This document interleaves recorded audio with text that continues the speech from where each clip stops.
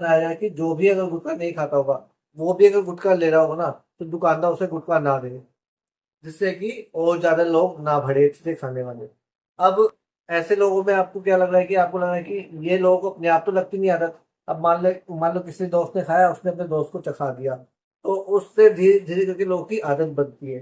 तो इसके लिए भी लोगों को समझाया जाएगा कि अगर आपने किसी को भी कुछ भी गलत चीज खाने या पीने की आदत डाली, सभी देशवासियों को मुकेश अंबानी का नमस्कार। तो जैसा कि मैंने आपको पिछली वीडियो में हेल्थ से रिलेटेड छोटी सी बात बताई थी, तो अब हम उसी टॉपिक को कंटिन्यू करते हुए उसके बारे में अच्छे से बात करेंगे। तो सबसे पहले मैंने आपको बताना चाहूंगा कि जो लोगों की हेल्थ से रिलेटेड समस्याएं होती है, वो होती हैं शराब पीने से या सिगरेट पीने से, तंबाकू खाने से। तो उन सभी समस्याओं को भी आराम से खत्म किया जाए। ये नहीं है कि लोगों को जबरदस्ती कुछ कहा जाए, कुछ भी। उस समस्याओं को किस तरह से खत्म किया जाए भविष्य के लिए, एकदम से तो नहीं होंगी, लेकिन जो भी लोग कुछ भी गलत चीज खाते पीते हुए, उन सभी की प्रॉपर एक लिस्ट बनाई जाएगी। और साथ ही साथ उनको एक तरह का आईडी कार्ड इशू कर दे रहे हैं, जिससे कि वो कभी भी किसी भी दुकान पे जाते हैं तो वो सिस्टम में एंट्री करेंगे कि हाँ, दिन में इस बंदे ने इतनी बार ये चीज ली। जिससे कि सबसे पहले जो भी लोग ज्यादा खाते हैं ना, उन पे थोड़ा उन्हें कंट्रोल रखने को कहा जाएगा। डेफिनेटली वो इनके भले के लिए है। वो कोई हम डिक्टेटरशिप नहीं चला रहे कि हाँ नहीं, आपको नहीं खाना है। देखिए, इसमें तो सरकार को ही फायदा है, लोगों को फायदा है कि हाँ, उनको पैसा मिल रहा है। लेकिन ये आपकी भलाई के लिए किया जा रहा है, तो लोगों को सबसे पहले ये समझा जाएगा। और दूसरी तरफ जो भी लोग शराब नहीं पीते होंगे, सिगरेट नहीं पीते होंगे, गुटखा तंबाकू कुछ भी नहीं खाते होंगे, उनकी भी प्रॉपर डिटेल बनाई जाएगी। और साथ ही साथ जो भी उस एरिया के दुकानदार होंगे, जो भी होंगे, मैं कहता हूँ पूरे शहर या पूरे देश में एक ऐसा सिस्टम बनाया जाए कि जो भी अगर गुटखा नहीं खाता होगा, वो भी अगर गुटखा ले रहा होगा ना, तो दुकानदार उसे गुटखा ना दे, जिससे कि और ज्यादा लोग ना बढ़े चीजें खाने वाले। अब ऐसे लोगों में आपको क्या लग रहा है कि आपको लग रहा है कि ये लोगों को अपने आप तो लगती नहीं आदत। अब मान लो किसी दोस्त ने खाया, उसने अपने दोस्त को चखा दिया, तो उससे धीरे धीरे करके लोगों की आदत बनती है। तो इसके लिए भी लोगों को समझाया जाएगा कि अगर आपने किसी को भी कुछ भी गलत चीज खाने या पीने की आदत डाली, तो डेफिनेटली फिर आपकी चीज हमेशा छुड़वा दी जाएगी। मैं ये नहीं कहता कि उन्हें कोई जेल वगैरह करवाई जाएगी, लेकिन उन्हें ये डर दिखाया जाएगा कि अगर आपने इस चीज की किसी को भी लत डाली, अपने आसपास के किसी भी बंदे को, तो ये फिर आपकी चीज हमेशा के लिए बंद हो जाएगी। जिससे कि डेफिनेटली जो यारी दोस्ती में कहते हैं तू खाना चखना, कोई अगर नहीं भी करना चाहे ना, तो भी उसे वो जबरदस्ती करवाते हैं। तो वो चीजें ना हो, वो भविष्य के लिए मतलब एक यूथ ऐसी बनाई जाएगी, किसी को भी गंदी आदतें ना हो, जिससे कि आगे भविष्य में वो सब चीजें बननी बंद हो जाएंगी। तो डेफिनेटली उसके बाद वो किसी और जगह में, मतलब किसी और मैन्युफैक्चरिंग में लग सकते हैं। ये नहीं कि उनका काम बंद करवा दिया जाएगा, उन्हें कोई और इनकम सोर्स नहीं मिलेगा। क्यों? क्योंकि आज के टाइम में सरकार भी सोचती है हमें भी राजस्व मिल रहा है, हमें क्या करना है, कोई कुछ भी खाए पिए मरे। सरकार तो ये सोचती है। तो ऐसा नहीं है, तो एक लिमिट बना दी जाएगी। अगर दिन में कोई एक दारू की बोतल या आधी दारू की बोतल पीता है, तो उसे बस वही मिलेगी दिन की। ये नहीं है कि आप स्टॉक लेके चले जाए पहले ही महीने का, तो ऐसा आप क्या करेंगे। जो भी है वो गारंटी, मतलब पूरा सिस्टम ऐसे बनाया जाएगा ऑनलाइन कि कहीं से भी कोई भी लेता है। क्योंकि लोग सोचते हैं चल कोई नहीं, हमारे राज्य में नहीं मिल रहा, हम दूसरे राज्य से जाके ले लेंगे। हमें क्या है, यहाँ पे सिस्टम में इंफॉर्मेशन है, वहां पे नहीं होगी। तो लोगों को ये ना लगे, इसीलिए पूरे देश में लोगों का ऐसा फीडबैक बनाया गया है, ऐसे लोगों का मतलब ओवरऑल इन्फॉर्मेशन डाली जाएगी कि हाँ, ये बंदा ये चीजें खाता है, और उसे दिन में इतनी बार खानी चाहिए ये चीजें, और उसने दिन में अभी तक कितनी बार ले ली है, अभी बस ये दिन में इतनी बार ही खा सकता है, जिससे लोगों का कंट्रोल बना रहेगा। और उनको बीमारी जो जल्द से जल्द होती है, मैंने मतलब मेरे एक रिश्तेदार थे जो कि ज्यादा तंबाकू खाने से उनका माउथ कैंसर हो गया, वो मर गए जल्दी। उनके बच्चे 18 साल के भी नहीं हुए थे, 18-20 साल के मुश्किल हो गए। तो सोचिए उनके पीछे से कितनी प्रॉब्लम फेस करनी पड़ती लोगों को। तो लोगों को समझाया जाएगा कि अगर आपको प्रॉब्लम नहीं है, आपकी फैमिली को तो प्रॉब्लम होगी आगे जाके। आप आप तो मर जाएंगे, आपको तो क्या है, आप मरने के बाद आप मुक्त हो गए, आपको तो लग रहा है, लेकिन आप भी जो मरेंगे ना, वो कष्टों से ज्यादा भरा होगा वो। तो इस तरह से लोगों को जैसे भी हो समझाने की कोशिश की जाएगी। दारू, सीढ़ी, बीड़ी, सिगरेट, जो भी कुछ खाते हैं उन सबको वो लिमिटेड करवाया जाएगा। और कोई भी इंसान नई चीजें ना खाए, कोई भी गलत इंसान उन्हें वो आदत ना डाले, उसकी भी श्योरिटी की जाएगी।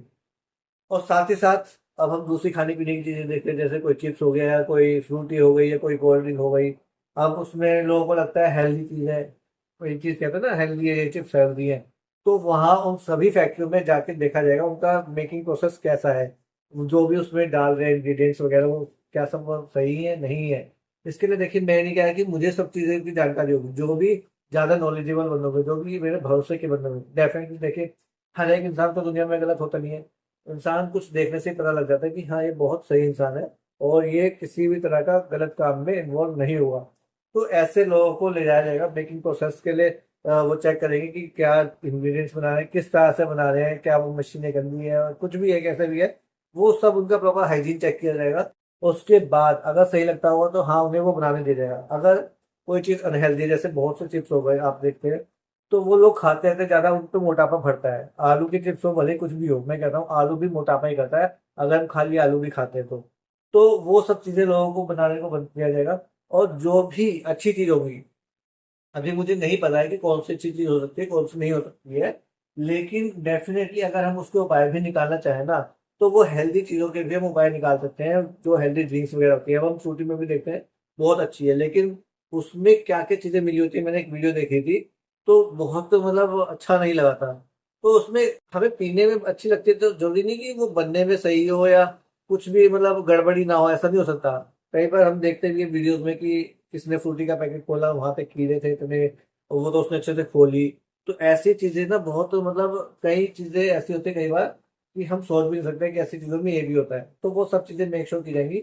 और जो भी हेल्दी चीज बना सकने वाली होंगी, फैक्ट्रीज वगैरह जैसे भी वो बनती है, तो उन्हें वहीं पे बनवाया जाएगा। अगर वो वहां पे नहीं बन सकती किसी भी हालत में अच्छी तरह से, तो उन्हें लोकल तौर पे पेश किया जाए। जैसे कि जूस वगैरह की दुकानें हो गई, वहां पे तरह तरह के जूस अच्छे से मतलब सही हाथ धो के और धो के फल को, कोई गंदा फल ना काट दे, जैसे कि आम बेकार था, गला सड़ा, वो ही काट दिया, उसी का मैंगो शेक बना दिया। लोगों को फर्क ही नहीं पड़ता, हमारा पैसा तो यूज हो रहा है ना, हमारा पैसा यूज होना चाहिए, बाकी कोई मरता चाहे, हमें क्या करना है। ऐसे दुकानदार भी करते हैं, जो बीड़ी सिगरेट कोई मांग रहा है, तो लोगों को लगता है कि हमारी तो कमाई हो रही है। वो नहीं, लोगों को समझाया जाए कि आपकी कमाई भी होगी, आप उसके लिए निश्चिंत रहिए। लेकिन अगर कोई ज्यादा चीज मांगता है ना, दिन के अगर 5 गुटखे खाता है, अगर 10 ले रहा है, तो आप उसे 10 मत दीजिए। ये मत सोचिए कि चलो कल खा लिया तो कल कल का नहीं देखना है, हमें सिर्फ एक बारी में एक ही देना है। तो इस तरह से लोगों को समझाया जाएगा गलत चीजें खाने से रोकने के लिए। और जो भी गलत चीज बना रहे हैं ना, चाहे कितनी बड़ी फैक्ट्री हो, तो उन सभी को जाके पर्सनली चेक किया जाएगा। और उसके हिसाब से अगर वो नहीं सही चीज बना रहे होंगे, नहीं बना पा रहे होंगे, कुछ भी है, अगर फैसिलिटीज कुछ प्रोवाइड करनी होगी तो वो भी की जाएगी। अगर नहीं हो सकता होगा फैसिलिटीज प्रोवाइड करके भी, तो भी उन्हें किसी और काम में लगाया जाएगा। मैं ये नहीं कह रहा हूँ कि उनका काम बंद कर दिया जाएगा। क्यों? क्योंकि सरकार क्या करती है, कहीं पे दुकान अगर किसी की अवैध है, तो उसकी दुकान तो सरकार बंद कर देगी, अब बाकी वो कोई भी काम करे, हमें क्या करना। ऐसा नहीं होता। अगर आप उसका अवैध काम बंद कर देंगे, तो वो उसका वैध काम अगर बंद कर देंगे तो वो क्या करेगा, वो वैध काम करने के लिए मजबूर होगा। तो मैं ऐसा नहीं चाहता। मैं चाहता हूँ हर कोई वैध काम करे, और किसी को किसी भी तरह की प्रॉब्लम भी है ना, उसमें उसकी मदद की जाए। क्यों? क्योंकि अगर उसे वैध काम में इनकम नहीं दिखेगी, तो उसे गलत काम की तरफ मुड़ना पड़ेगा। वो ही तो नहीं करने देना मुझे। तो वही चीजें मुझे मेक श्योर करनी है, हर किसी की हेल्थ अच्छी करनी है, हर किसी को कमाने का जरिया देना है बढ़िया सा, जिससे कि कोई भी गलत रास्ते पर जाने के लिए मजबूर ना हो। तो दोस्तों बस आज के लिए मैं इतना ही कहना चाहूंगा। अभी हम शुरू करेंगे श्रीमद् भगवद गीता के पहले अध्याय, दूसरे अध्याय के 17वें श्लोक का संस्कृत में रूपांतर से। अविनाशी तू तद्विद्धि येन सर्वमिदं ततम विनाशमव्यय स्यास्य न कश्चित कर्तुम भर्ति। अर्थात जो सारे शरीर में व्याप्त है, उसे ही तुम अविनाशी समझो। उस अव्यय आत्मा को नष्ट करने में कोई भी समर्थ नहीं है। सारांश: इस श्लोक में संपूर्ण शरीर में व्याप्त आत्मा की प्रकृति का अधिक स्पष्ट वर्णन हुआ है। सभी लोग समझते हैं कि जो सारे शरीर में व्याप्त है, वह चेतना है। प्रत्येक व्यक्ति को शरीर में किसी अंश या पूरे भाग में सुख दुख का अनुभव होता है, किंतु चेतना की यह व्याप्ति किसी के शरीर तक ही सीमित रहती है। एक शरीर के सुख तथा दुख का बोध दूसरे शरीर को नहीं हो पाता। फलतः प्रत्येक शरीर में व्यष्टि आत्मा है, और इस आत्मा की उपस्थिति का लक्षण व्यष्टि चेतना द्वारा परिलक्षित होता है।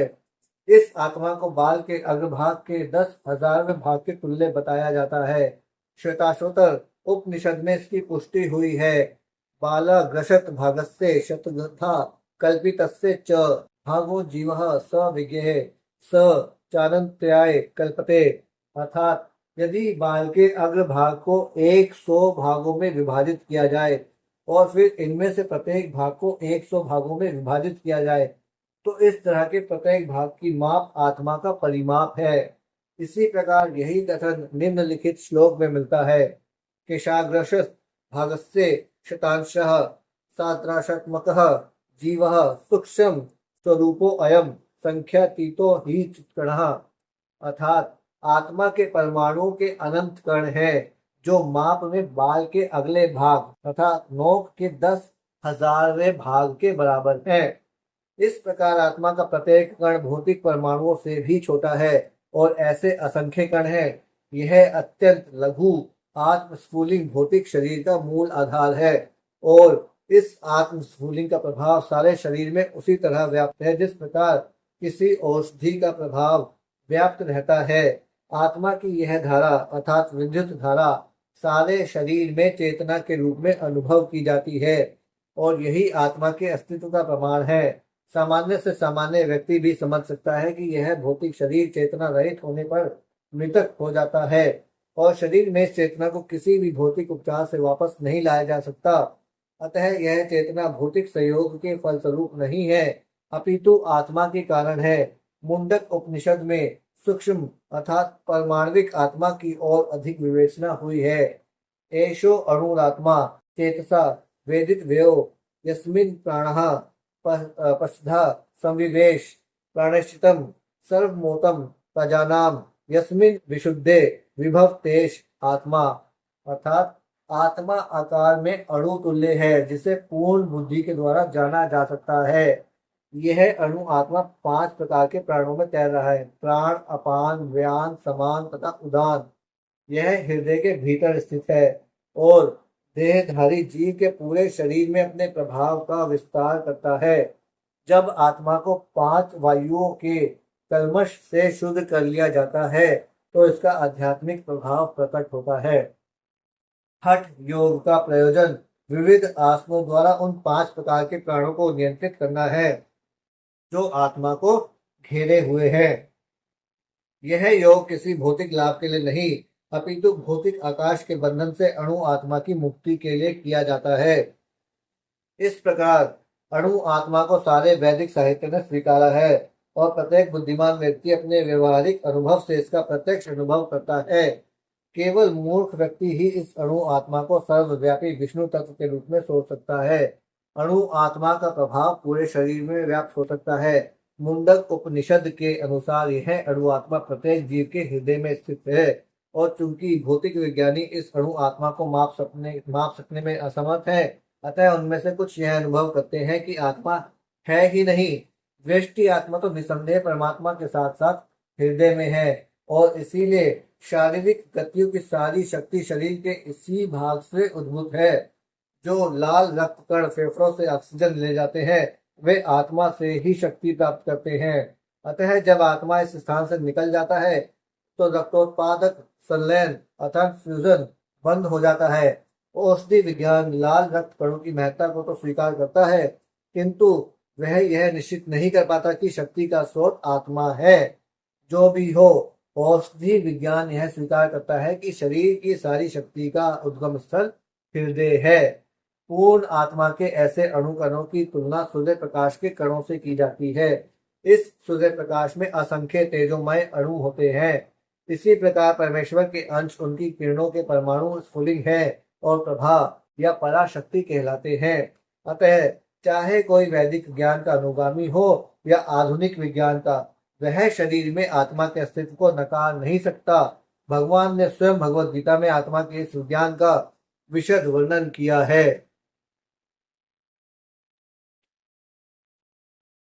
तो दोस्तों अगर आपको आज की वीडियो अच्छी लगी हो और आप मेरी बताई गई समस्याओं के जो भी समाधान आपको लग रहे हैं कि हाँ हो सकता है तो आप मुझे सपोर्ट करते रहिए और मेरे साथ बने रहिए। आगे की और क्या समस्याएं हैं उन्हें किस तरह से कैसे खत्म किया जा सकता है अगर हम अपने अपने लेवल पर करने के लिए उद्यत हो। तो दोस्तों आज के लिए बस इतना ही। धन्यवाद। जय हिंद।